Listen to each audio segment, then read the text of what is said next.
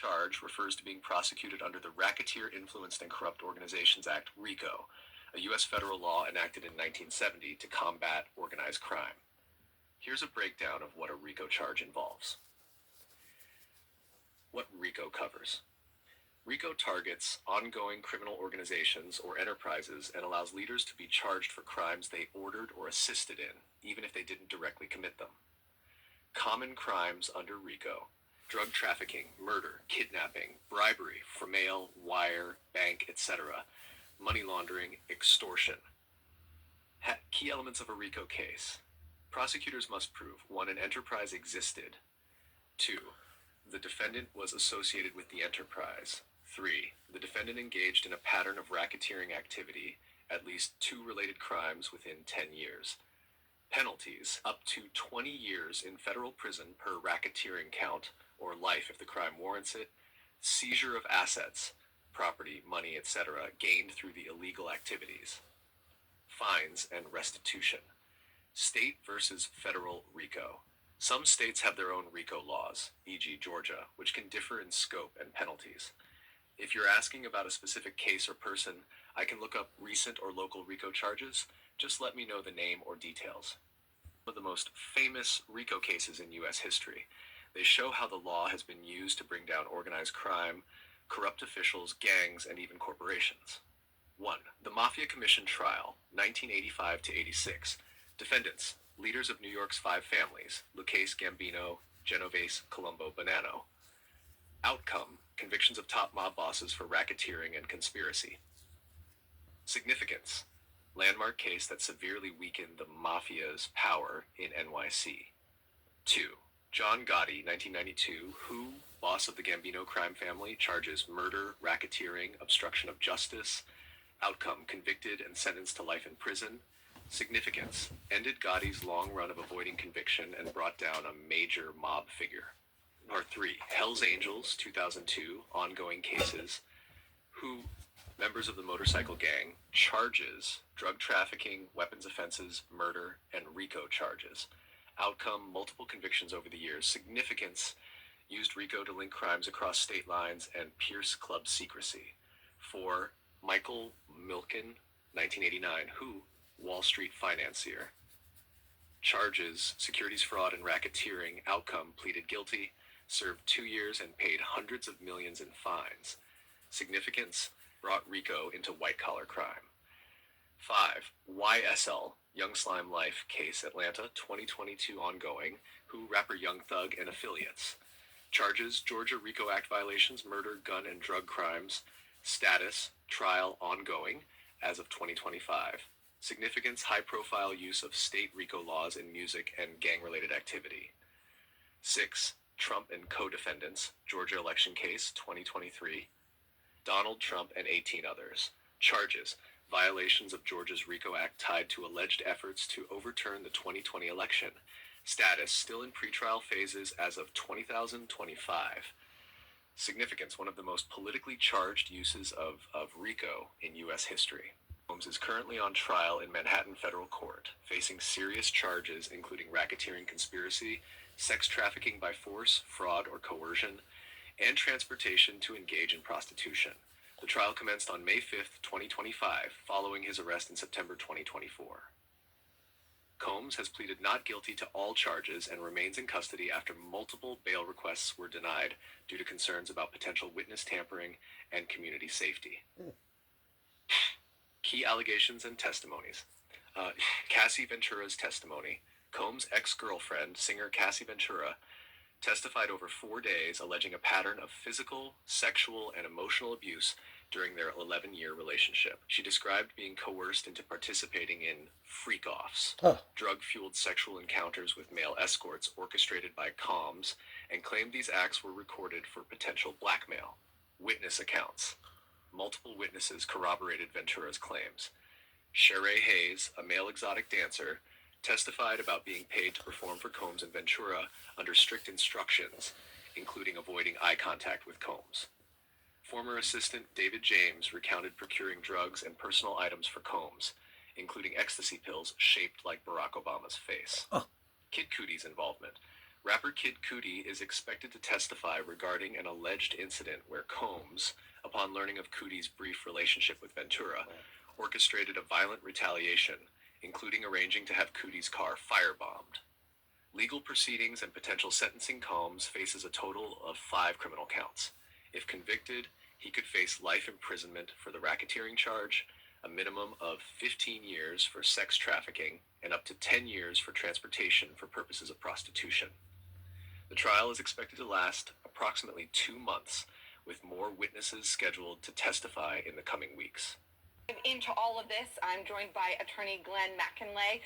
Thanks for being here, Glenn. You have a lot of experience with RICO. You were the former chief of organized crime up in Boston at the U.S. Attorney's Office. You know this front and back. You've prosecuted a number of these sides, and you've been on the defense here. So I just did a little explanation of RICO, but could you help explain a little bit for our audience what exactly is RICO?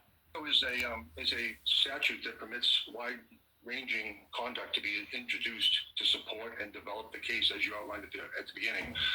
And there are certain elements of RICO, including developing evidence of the enterprise, which is essentially an association in fact of people with a common purpose. So RICO is a tool used by the prosecution to collect large groups of people using evidence that might otherwise not be admissible to implicate them. That's part of the strategy here, and RICO has been used at the federal level and at the state level to go after groups of people. Sometimes that's a mob family, sometimes that's gangs. You have experience prosecuting these cases. What kind of RICO cases have you brought? Can you tell us a story about one of the RICO charges? You have particular experience with gangs, right? Yes, but in the District of Massachusetts, we've also used historically the RICO statute for mobsters. For example, Whitey Bulger was charged with and convicted of RICO. But since that time, we've used the RICO statute for everything from street gangs, local street gangs in Boston, to national gangs like the Latin Kings and international gangs such as MS-13. We've brought in the District of Mass the largest Latin King and the largest MS-13 indictments in the country and successfully prosecuted them. Yeah, you talk about the largest cases here in the country. She's looking at 19 co-defendants. Is it typical to see that many people in a RICO case? It seems like a lot of defendants.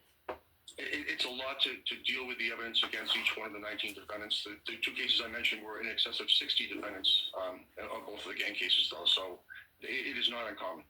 Just curious, with the cases with 60 or even fewer than that, how long do those take to go to trial? Because right now we're hearing from Fonnie Willis, she wants to go to trial in 6 months. That's a lot that's got to happen in 6 months for 19 defendants. That's not likely, because just the discovery alone of getting the materials from the prosecution as required to the defense counsel of all these 19 individuals will take much longer, in my experience, than the spring of 2024. And we've also seen from some of the defendants, including now Mark Meadows and Rudy Giuliani, they're trying to move the case out of state court in Georgia into federal court. Some of that strategy might be the jury pool might be a little bit better for them, getting in some of those suburban Atlanta counties. That may be Trump's strategy. What do you make of that strategy and their likelihood of success here? Yeah, I've never seen a state court criminal prosecution moved to federal court. I think the prosecutor, Ms. Willis, will likely object to that, given the fact that the Georgia law is much more favorable to the state prosecutor. The RICO statute is much broader. Many more predicate acts can be alleged, and also, it can focus on a shorter period of time. The continuity requirement is much less significant in the Georgia statute. What do you think is going to be the key to Trump's defense strategy here? I think Trump needs to fight everything, of course. But if he truly believed that the election results in Georgia were wrong, then there's no criminal intent on the part of President Trump. He's essentially trying to right a wrong rather than manipulate the election to conform to his beliefs. So if you had to ballpark it, you're saying no trial in 6 months, and Trump has a bit of a long road ahead of him?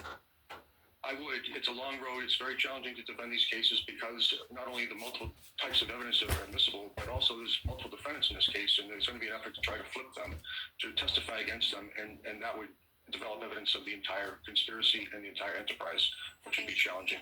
Challenging indeed. Attorney and legal expert, RICO expert, Glenn McKinley, thank you so much for joining us. Thank you for having me. Breaking news. A whistleblower reveals a car finance scheme affecting millions of drivers. This might sound absolutely mad. President with the Target 12 investigators. We're joined live in studio now by Tim White. And Tim, the thing that really stood out to me, and a word that we're hearing a lot today, is RICO, for racketeering. You've covered a lot of RICO cases over the years. Walk us through what people should know about this type of case. Yeah, well, absolutely. President Richard Nixon signed the RICO law into law in 1970, and RICO is short for the Racketeer Influenced and Corrupt Organizations Act. The law was put on the books as a tool to dismantle mafia families across the country. A federal RICO case has two key parts, pattern and enterprise. To prove a pattern of lawbreaking, federal prosecutors have to show at least two crimes occurred from a list of about 3 dozen potential violations. Then they have to show those crimes were part of an ongoing criminal enterprise. Now, the law worked very well at decimating mafia families across the country. States began passing their own versions of a RICO statute. There are 33 state RICO laws now, among them Georgia, as we see in the Trump case, and right here in Rhode Island. Now, an interesting tidbit here, the U.S. Senator who wrote the RICO statute, an Arizona Democrat named John McClellan, was a movie buff and loved the 1931 gangster film Little Caesar. One of the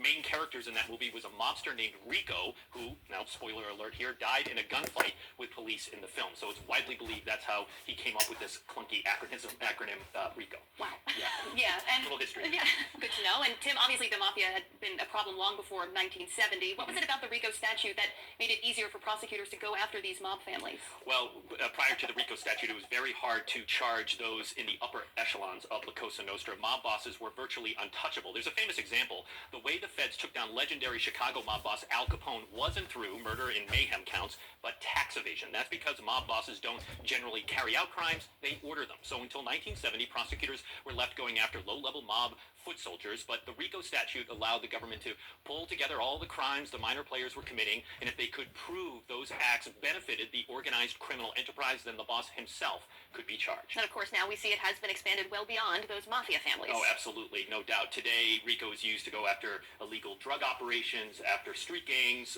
biker gangs, just about anything where prosecutors can prove laws were broken to further a criminal operation. One thing that really stuck out to me in the latest case against Trump, Rudy Giuliani was named as a defendant. He was the U.S. attorney in Manhattan in the 1980s. You see him here speaking to 12 News at the time. And he was famous then for using the RICO charge to go after the organized crime families in New York, all 5 of them, and did so very successfully. So I think it's remarkable that he is now facing a RICO case himself. Wow. All right, and Tim will be back on 12 News at 6 with some of the important RICO cases brought here in Rhode Island, including the 2001 indictment of Buddy Cianci. Target 12 investigator Tim White, thanks for being here. Thank you. The Target 12 investigators go in-depth now on the latest indictment against the former president. Like Georgia, Rhode Island has a state-level RICO charge, like the one brought against Trump and several alleged co-conspirators. New at 6, we take a close look at the marquee Rhode Island racketeering cases and their outcomes. Target 12 investigator Tim White is here with what he found. Tim? From mobsters to politicians, Rhode Island is no stranger to RICO cases, a law that was created to dismantle criminal operations top to bottom. It was among a dozen counts then Providence Mayor Vincent Buddy Cianci was charged with. And I assure you, there still are no stains on this jacket. RICO, or racketeering. In 2000, federal prosecutors alleged Cianci ran City Hall as a continuing criminal organization with evidence of bribery caught on video. It was ultimately the count that brought him down. A jury acquitted Cianci on all other charges but RICO conspiracy. He was sentenced to more than 5 years in federal prison. 11 years later, the same count was used to bring down a legendary Rhode Island mob boss. Luigi Baby Shax Minacchio and 8 others were charged in a sweeping crackdown into organized crime. In this case, the RICO charge was used as it was designed in 1970 to dismantle mafia families. 6 of 9 defendants in that case were charged with racketeering. Minacchio eventually pleaded guilty and was sentenced to 5.5 years in prison. More recently, the federal RICO statute has been used to go after street gangs. Nah, I know cop right. No, I'm just saying, look at the background. I've had it for a minute. It's not like I just made it either. You could tell. This is video of a drug buy from a case that went after the East Side and Chad Brown gangs in Providence. Prosecutors used the drug deals, shootings, and other criminal activities to build the racketeering case. Only call me if you're doing business. In 2022, multiple defendants were sentenced to federal prison. Again, Rhode Island has a state-level RICO statute. 33 states across the country have them on the books. With the Target 12 investigators, Tim White, 12 News. Federal authorities are bringing new charges against a longtime leader of the infamous Crips gang and self-styled music producer known as Big U. At a news conference this morning, the U.S. Attorney's Office announcing charges against Eugene Henley Jr. Authorities say Henley is responsible for murder, drug, and human trafficking, also extortion, and even COVID fraud. He's facing federal racketeering conspiracy charges. Prosecutors say Henley masquerades as a legitimate businessman and reformed gang member, often appearing on podcasts and media outlets, but it's a front for a wide-ranging criminal enterprise. He has maintained the image of an entertainment industry entrepreneur running a music label. The facts alleged in the complaint paint a very different picture. It is one of a murderer, a thief, a liar, and a cheat. 10 of Henley's associates were arrested this morning, but he remains a fugitive. Henley's son, Dayon, plays linebacker for our LA Chargers. He has not commented on these charges. Last video before I turn myself in. So this is Eugene Henley Jr. This is my last video before I turn myself in. So this is Eugene Henley Jr. He's known for previously managing music artists like the late Nipsey Hussle. He's an entrepreneur, community activist. Pretty much he wears a lot of different hats. That's why it might come as a huge shocker when the feds named him in a sweeping RICO indictment called Operation Drawdown. I'm Elizabeth Milner with Law and Crime. Now before we get into this case, I want to tell you about something really exciting at Law and Crime.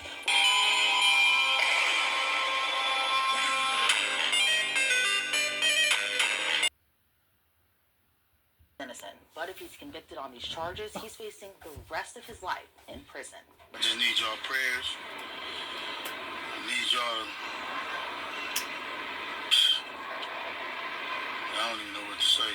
Big U seemed to be on the right track after an earlier stint in prison. He turned himself into a community activist, specifically an anti-gang activist. He reportedly helped launch Nipsey Hussle's career. He was a music exec, so it seems like he was doing a lot of good. But according to the feds, while he was playing the role of community peacemaker, really he was an active gang member for the 60s Crips. And not just an active gang member, he ran it. So the investigation was years in the making. According to his complaint, back in 2021, an FBI task force launched their investigation into his alleged criminal enterprise and its association with the Rollin' 60s Crips. The feds claim Big U's association with the gang has been ongoing since the 80s, where he earned the reputation of being an enforcer. But here's the thing, they claim Big U ran his enterprise separately from the Rolling 60s. For example, the indictment says Big U's enterprise purported control of Los Angeles. Individuals including professional athletes, musicians, and others who came there for business were required to check in. So what does that mean?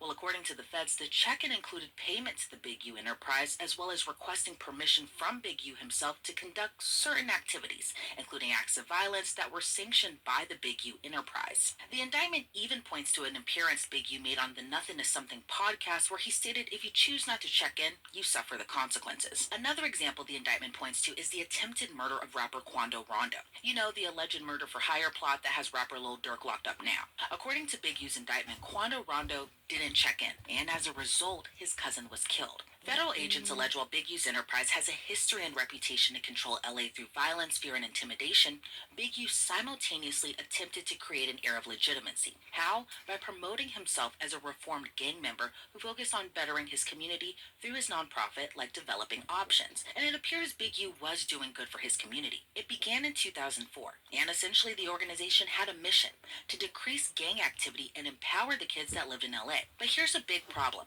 Federal agents allege he embezzled money meant as a charitable donation and used the nonprofit entities to fraudulently apply for government assistance and loans. So I gotta mention here, obviously, when you're accused of running an enterprise, you probably can't do it alone. Big U isn't the only defendant in this indictment. The feds named Sylvester Robinson, aka Vay, Mark Martin, aka Bearclaw, who according to the Developing Options website is the vice president of the organization. The indictment also names Tremaine Williams, aka Loose Cannon, Armani Affalege, aka Monty, Frederick Blatton Jr., and Tiffany Hines. So Big U, Vay, and Bearclaw are accused of RICO conspiracy. Loose Cannon is accused of interference with commerce by robbery.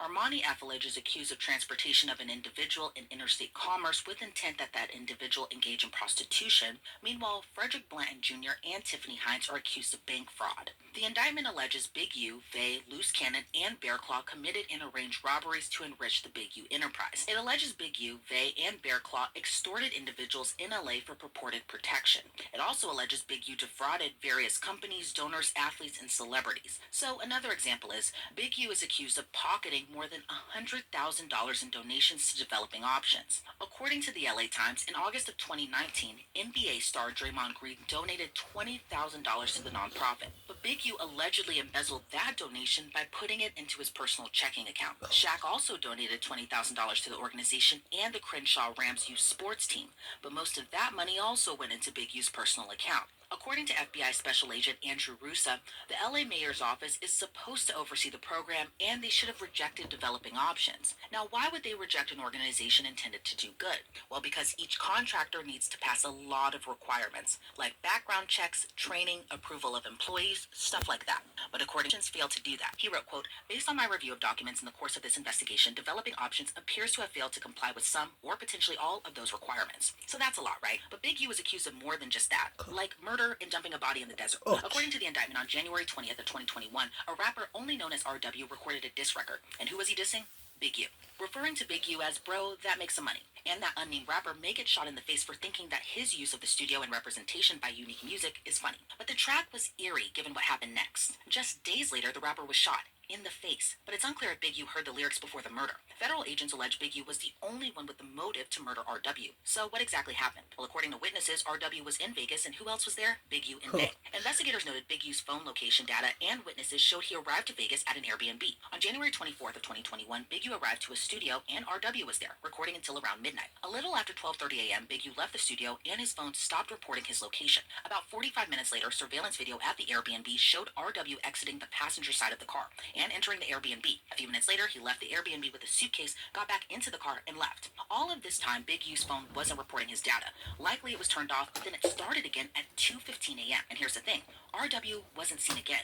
He wasn't even supposed to leave Vegas until the next day, but he never returned to the Airbnb. Instead, his body was found on the side of the road near Interstate 15. Investigators say he died from multiple gunshot wounds. They also noted he wasn't dressed for the weather. Remember, it's late January around this time. DNA collected from around his ankles pointed to RW being dragged into the desert off the highway. Witnesses told detectives an associate of Big U removed the video recording equipment from the studio a few days after the homicide, including video that would have shown RW and Big U at the studio before he was murdered. And there was probable cause to conclude that the footage from the DVR system would have shown an altercation between Big U and RW on the night of January 24th. And it seems Big U switched up on the rapper's extended family too.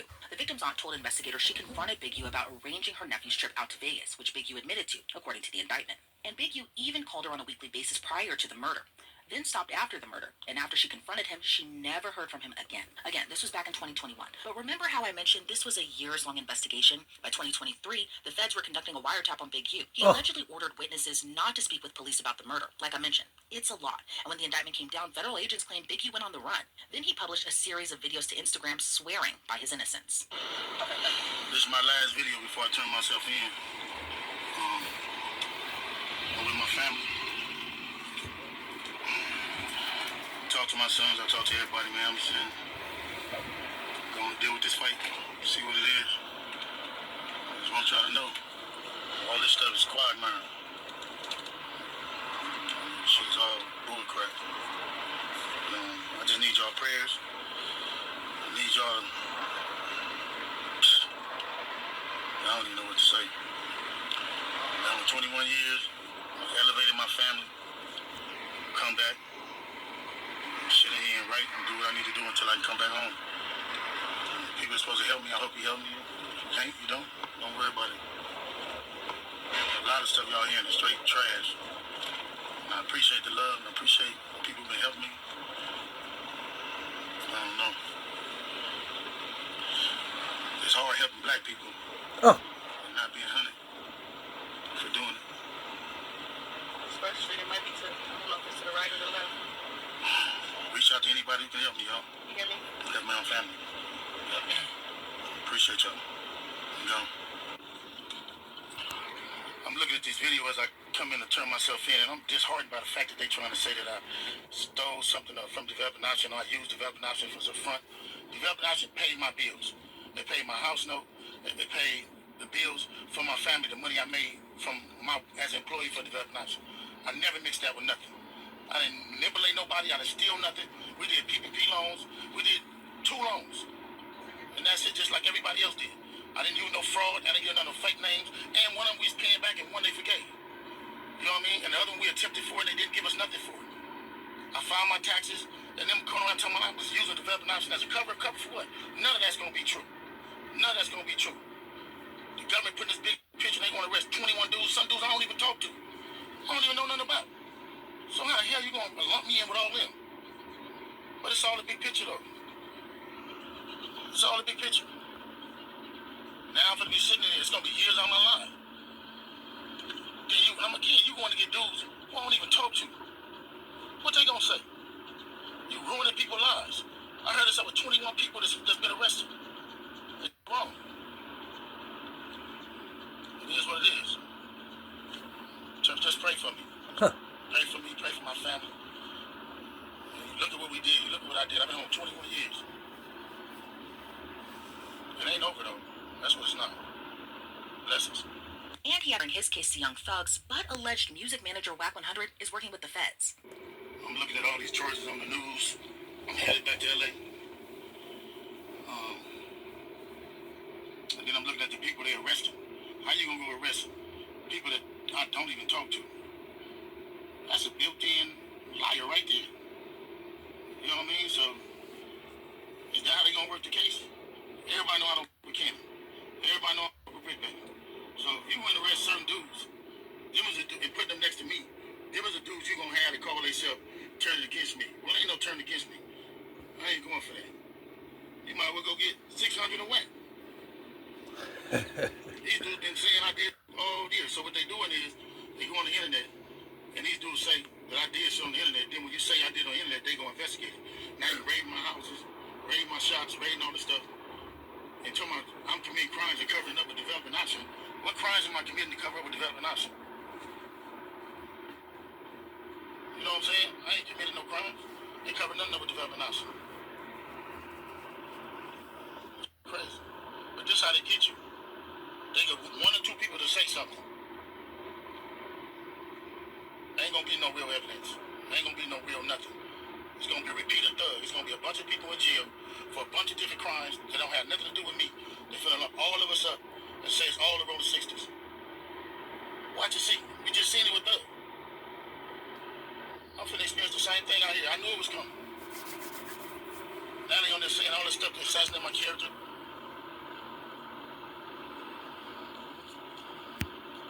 Alright, man, just pray for me. And again, they can do any one of us. There ain't nobody safe with these dudes. If these dudes feel like want you, how they going around talking about somebody's gonna raid my house before my house get raided? How they there with the police? And y'all sitting there following. Everybody that's a part of them shows, and 100 shows, all them shows, and y'all need to, everybody who following them, promoting them, anything. Y'all wrong. Y'all ain't black. And y'all show ain't for our people. They can put charges against anybody. So this is gonna probably be my last video. I'm gonna turn myself in to see what's going on. They talking about I'm a fugitive. So they just raided all my houses. 600 was actually with the police when they raided my house. Oh my God. Actually God. got video and footage of it. So y'all know what y'all dealing with.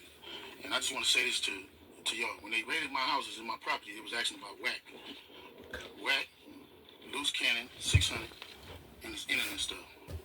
All of y'all filed. All y'all who be sending shit around the internet. All y'all who be promoting and listening to what these niggas saying. All y'all giving these likes and hidden likes. All y'all supporting this. All y'all guilty of this. If you had something against a black man, you should handle it with a black man in the streets. Wack said 100 times he was gonna take my contracts. He working with the FBI. The FBI went to the city 3 days in a row and told the city they didn't want nobody to give me no more money. They went to all the different celebrities and told all the different celebrities, don't give me no money, don't help me, don't do nothing for me. They going around scaring and intimidating everybody. But y'all sitting it around getting people in trouble. Like y'all don't understand what the FBI do to black men who try to help their community. I ain't been nothing but a help to our community. But I guess it is what it is. This is the price of being black and trying to help somebody, trying to help your community and do what you can. You're just guilty because somebody else don't like you and they go on the internet and do what the they want to and y'all gonna promote it. It's crazy. But I'm going to go turn myself in though. Because I ain't did nothing. This fact is, man, they done went to my house, kicked my houses in, bust my doors down, bust my windows. They calling my son at his football practice, threatening him. You know what I mean? These dudes tagging him. What kind of is this? But y'all gonna be rolling with these dudes. And I got the last thing to say. Wax said he's gonna destroy development option, right? So who gonna replace development option? Which one of you in the 60s gonna call yourself coming in? Because whoever try to come in, y'all the ones that's working with Wax. Believe that. So remove me to get me out the way for somebody else to come in who gonna cooperate. That's what the play is. That's what the whole play is. I'm out. I'm gonna send y'all videos to put up all of them until they lock me up. Now, WAC 100 denied that he was working with the feds. As for Big U, federal agents say he did eventually turn himself in. But by that time, they and Bear Claw were already arrested, and 18 other Rolling 60 Crips and associates were federally charged. Big U was ordered to remain behind bars pending a detention hearing in federal court at the end of the month, and no plea has been entered yet. He's expected to be arraigned on April 8th. There's so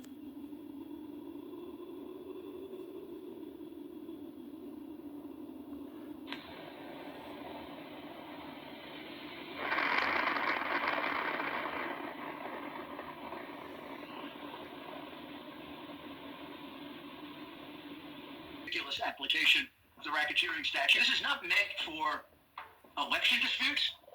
I mean, this is ridiculous what she's doing. Also, I don't know if she realizes it because she seems like a pretty incompetent, sloppy prosecutor.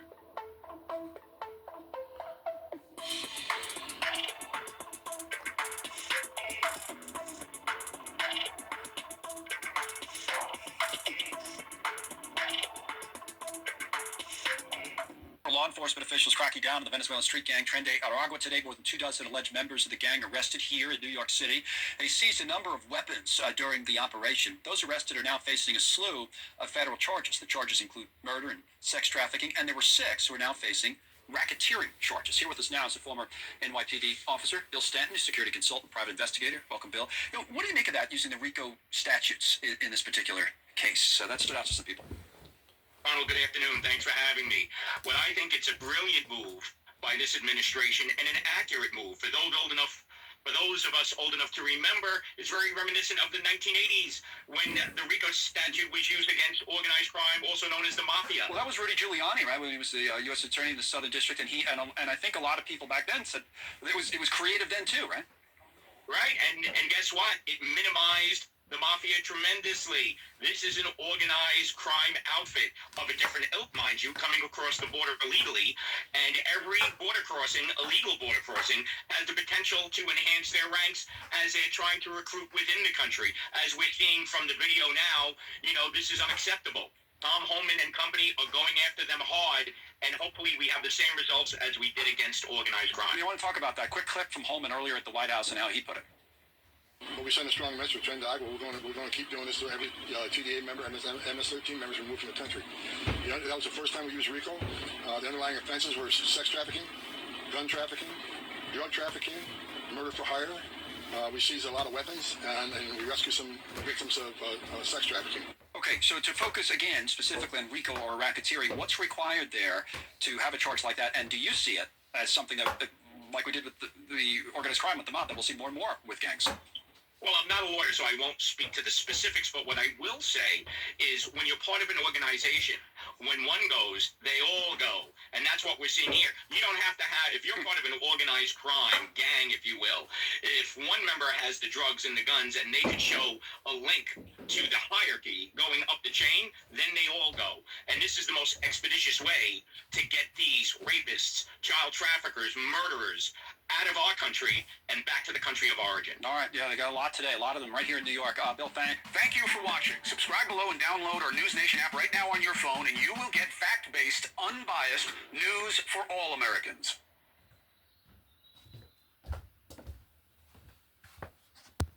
Did you know the evidence on why Lil Baby is targeted on RICO charges was released? It was announced. Gang investigator Marissa plays wiretap in court, alleging that Atlanta rapper Lil Baby put money on people's heads. In the video, Marissa says Dominique Jones put money on people's heads, which is Lil Baby's real name. Like, come on, bro, you know what's gonna go on. Like, how the hell you can, you know what I'm saying? Ain't like that, man. Got tickets on a lot of these folks. We just heard somebody say these folks got tickets on these people. We know what's going on. First of all, who was that said that about tickets? The unidentified male that was being referred to as Unc. And he's speaking with Mr. Sanders. Correct. And what, in your experience, do you know what tickets are? A price on somebody's head. What do you mean by that? What do you mean on somebody's head? What's that? Like a bounty. Okay. To have them arrested? And who were they referring to in that portion of the call? They were saying that they had heard that Dominique Jones had tickets on a lot of people's heads. Dominique Jones had one to have people on. Correct. All right, moving on. This got the attention of Young Thug, who tweeted, "Biggest liar in the DA office," exposing what Marissa looks like while calling her a liar, as DJ Academics explained Marissa's involvement in trying to lock up Lil Baby. So there's someone named Marissa Viverito. This person was a undercover cop. Now, what she testified to and spoke to is related to the Little Baby 4PF. So 4PF were beefing with these guys called OMF, which is part of this like bigger like gang called like Goodfellas. And those guys, some of them got indicted federally. Remember when Lil Baby shot the music video in that hood? These guys, the music video that Lil Baby was at. Allegedly, some 4PF dudes went to go to retaliate, and then they came back to spin back on Lil Baby, or not Lil Baby, let's just say 4PF. The investigator that was supposed to be undercover is someone named Marissa Viverito. She testified to a few things. Yo, these OMF dudes are beefing with 4PF. We got wiretaps, so this is how you know an indictment definitely is coming. But it gets scarier from here because Lil Baby was name dropped in the RICO document. It was announced the head of the Georgia PD Council's gang unit says his office is preparing to defend against a potential 4PF RICO. As academics would explain, the city of Atlanta is getting ready to pursue 4PF and Lil Baby on these charges. So there's this journalist. He's out of Atlanta. Well-reputed journalist. His name is George Cheedy. Like, he was the person who was very accurate on predicting that YSL was going to get indicted in the RICO. He's an Atlanta journalist, certified. He's really good.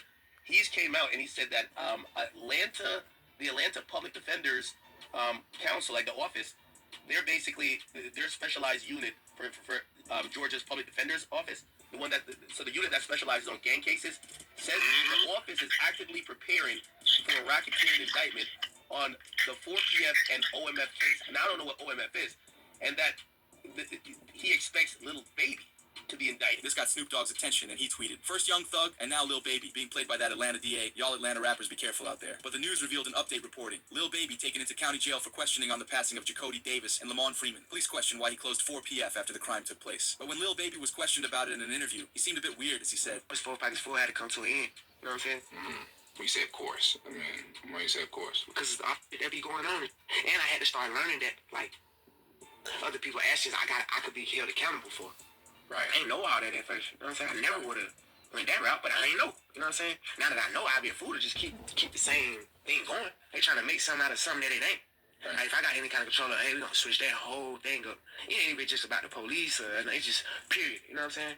Like, I never was supposed to make my label something that I talk about. But the official police report reads, the Atlanta Police Department is calling out Lil Baby, saying his actions led to the passing of 2 young individuals last summer. In a press conference, the Atlanta PD announced 7 arrests were made in connection to the passing of Gotti Davis and Lamont Freeman. Major Ralph stated the incidents were part of a gang war that started with an incident at Lil Baby's music video shoot last May, which had 3 people injured. The officer added, this team will work relentlessly to hold you accountable, referring to Lil Baby. The investigation aspect of this, Lamont Freeman was allowed to be a 13-year-old for 27 minutes before gang ultimately took his life.